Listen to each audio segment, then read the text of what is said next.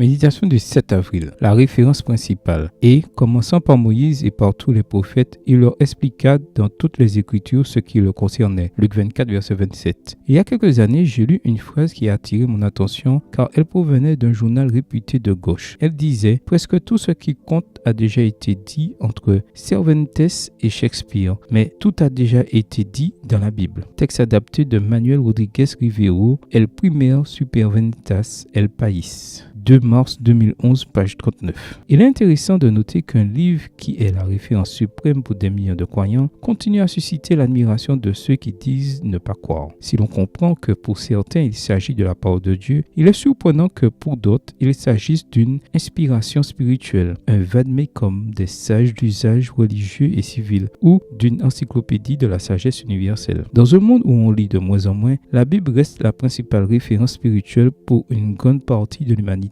En plus de continuer à se vendre à des millions d'exemplaires, ce livre au catalogue depuis près de 3 millénaires a été publié sur tous les supports capables de diffuser un texte écrit, des parchemins et papyrus de l'Antiquité au dernier e-book ou tout autre format numérique. Malgré les terribles persécutions dont elle a fait l'objet, la Bible est non seulement le best-seller mondial, mais aussi le livre le plus vivant. La Bible n'a jamais cessé de crier et d'irradier la culture. Du Moyen-Âge à nos jours, elle a fixé, uniformisé et diffusé plusieurs langues nationales avec autant d'efficacité, sinon plus que ne le feront plus tard la radio et la télévision. Emmanuel Kant est allé jusqu'à dire que la Bible, mise à la portée de tous, est le plus grand bienfait qu'ait pu connaître la race humaine. Toute atteinte contre elle est un crime envers l'humanité. La Bible reste une source inépuisable d'histoire, de récits et d'inspiration pour certains des plus grands écrivains et artistes de tous les temps. Aujourd'hui, nous pouvons dire que ce livre est un élément essentiel de l'héritage de la culture universelle au-delà de sa valeur religieuse. Cependant, le plus important dans la Bible n'est pas cela, mais sa capacité à nous rapprocher de Dieu et à nous transmettre son message d'amour, de foi et d'espérance, et de continuer à apporter la vie éternelle à ses lecteurs en témoignant de Jésus notre Sauveur. Merci Seigneur pour la nourriture spirituelle que ta parole m'apporte chaque jour. Amen. Bonne journée à vous et que le Seigneur vous bénisse.